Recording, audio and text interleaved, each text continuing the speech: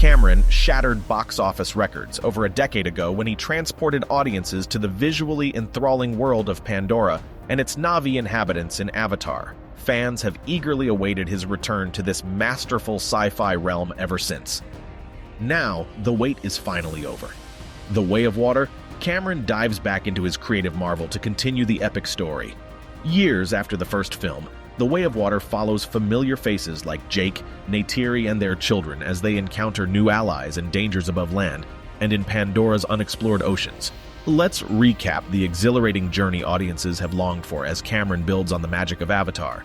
It's been over a decade since we first saw the breathtaking world of Pandora and its awe-inspiring Na'vi species in the groundbreaking sci-fi blockbuster Avatar. The anticipation has been killing us. But the wait is over, and Cameron is back at it, diving us deep into the sequel, The Way of Water. Set a decade after Jake's first enthralling adventure, we are again drawn to Pandora's exotic moon, where old faces await and new mysteries bubble up. Jake and Neytiri, the power couple of Pandora, have taken on the heartwarming challenges of parenthood, showcasing a delightful mix of mischief and innocence through their children. But as life goes on, calm waters soon turn turbulent. With the ever-so-grumpy Colonel Quaritch in tow, the pesky RDA comes knocking with intentions as shady as a solar eclipse. Taking a spiritual pit stop before diving deep into uncharted territories, Jake revisits the all-powerful Tree of Souls. And soon after, in a why-not moment, he decides to take the scenic route, straight into Pandora's mysterious deep blue, where rumors tell of an enigmatic clan lurking below. From the fierce Na'vi warriors to the humans turned allies, Jake's journey is filled with familiar comrades and new alliances.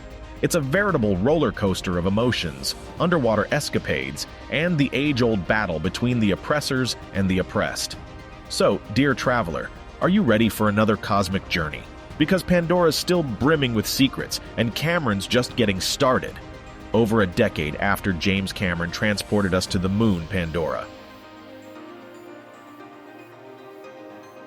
Cameron takes his time re-establishing the setting and tone as we are treated to stunning vistas of Pandora's bioluminescent rainforests, cascading waterfalls, and soaring mountain ranges, immersing us once again in the planet's splendor and scale.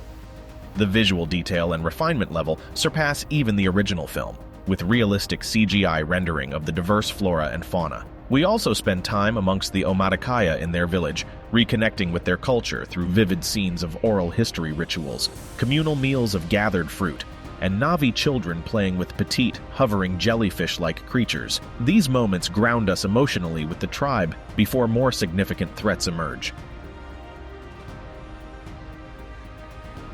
We open on Jake, now a chieftain of the Omaticaya clan, living harmoniously in the verdant rainforests of Pandora with his beloved mate Neytiri and his trusted deputy Spider, a stalwart Na'vi warrior. They leap out from hiding spots in true Na'vi hunter fashion to surprise their father, who pretends to be caught off guard. Neytiri looks on endearingly as the kids dogpile Jake, his expressions toggling from mock outrage to laughter. In another moment, we see Tuktire sneaking up as Jake and Neytiri share a tender moment. She suddenly pulls a prank by dropping a harmless Pandoran slug onto Jake's shoulder. Neytiri stifles a laugh while Jake jumps up, comically shaking the gooey creature off as Tuktire escapes giggling. These lighthearted family scenes allow us to see Jake's softer paternal side in contrast to his warrior leadership role, and they inject some fun before darker threats emerge, reminding us of the stakes for Jake protecting this idyllic family life on his adopted homeworld. Before setting out on the ocean journey, Jake revisits the Tree of Souls, the most sacred site to the Na'vi. This ancient willow-like tree contains deep connections to Ewa, the deity representing the web of life on Pandora. Kneeling before its winding tendrils, Jake enters a deep meditative state, reopening his neural connection to the tree established in the first film. We see surreal visions of the Omaticaya ancestors and glimpses into Pandora's past and future course.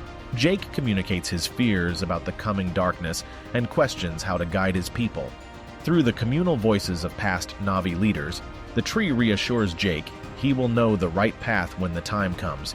It energizes his connection to Ewa, restoring his hope and courage to lead his people again into the unknown. This poignant scene reinforces Jake's deep bonds with the Na'vi belief system. The tree's otherworldly presence grounds him for the trials and reminds viewers of the first film's transcendent qualities. As Jake takes in one final view of the sacred site, we share his faith that Eywa will help see them through these dark times. But Jake soon gets disturbing reports from scouts of renewed RDA activity in the region.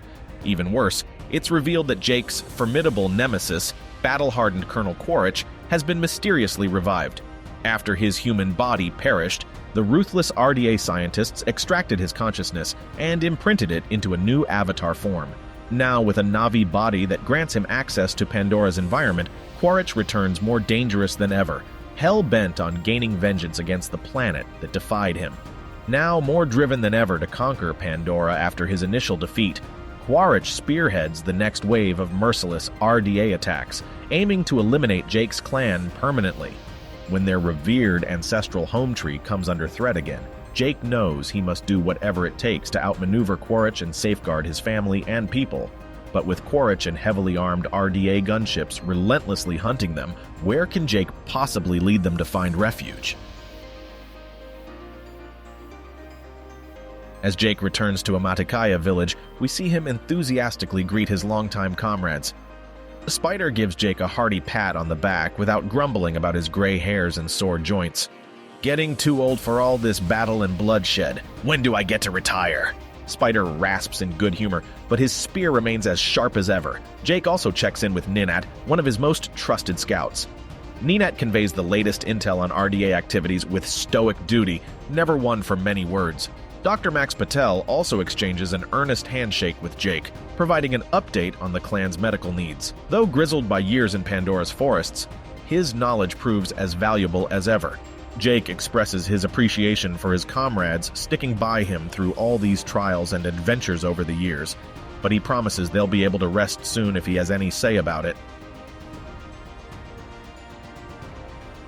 As Jake leads the Amaticaya on the arduous ocean voyage, we see them traverse dense forests and winding rivers. After days of exhausting travel, some begin to grow weary. Neteyam, in particular, starts complaining as they trek across yet another muddy valley. "I think my feet have blisters on top of blisters at this point. How much farther to the ocean?" he grumbles. Jake encourages the group onward, promising rest on the shore ahead. He gives an empathetic pat on the back to Neteyam, the scout having to readjust his skills from trees to marshlands. Neytiri also motivates the clan not to lose faith, reminding them of the greater purpose. Their perseverance through hardship will be worth it in the end. The light banter and complaints from Neteyam allow us to share in the clan's grueling journey, while also bringing moments of levity. Their sacrifice makes finally reaching the ocean shore all the more rewarding.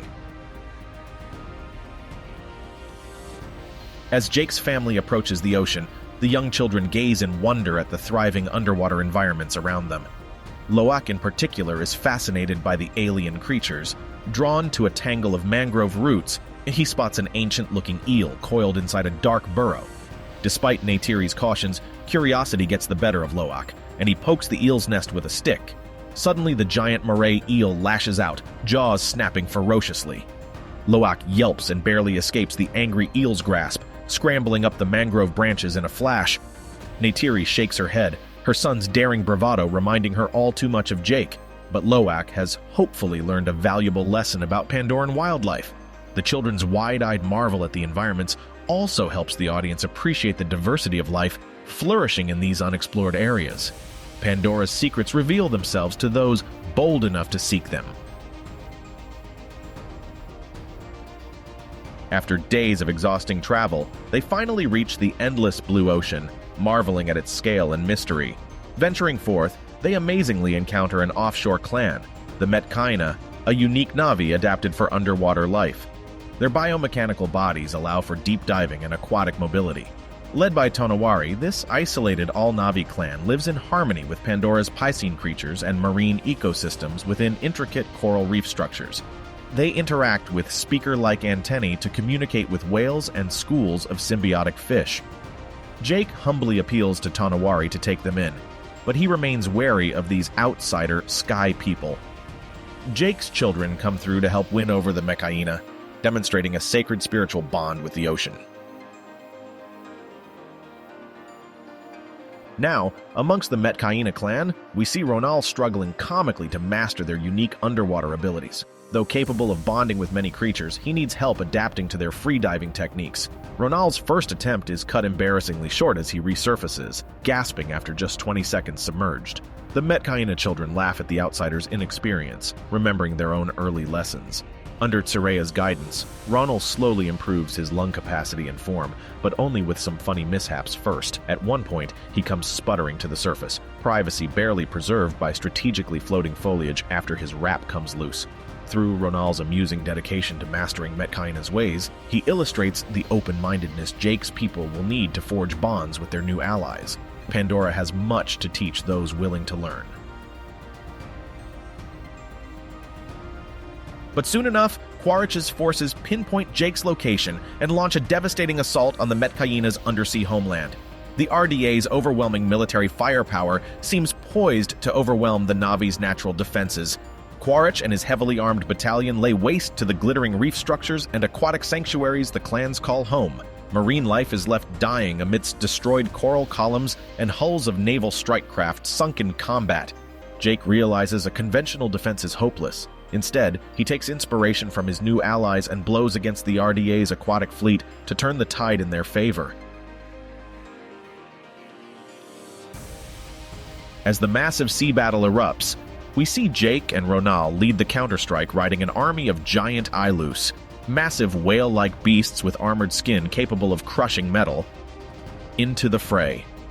The Ilus's immense size and strength would give the Navi an advantage against the human warships. Neytiri rallies the Metcaina riders with a rousing war cry as they plunge into the chaos. Jake's young daughter, Tuktire, even joins the fight, proving herself a formidable warrior at her young age. From atop a diving ILU, she nimbly takes down an RDA pilot with a well-aimed arrow to his cockpit. The pride in Jake's smile is clear. Ronal whoops audibly as his ILU crushes an enemy submersible like a soda can in its powerful jaws. Even Loak joins in the action, expertly steering an ILU calf to ram a smaller rivercraft.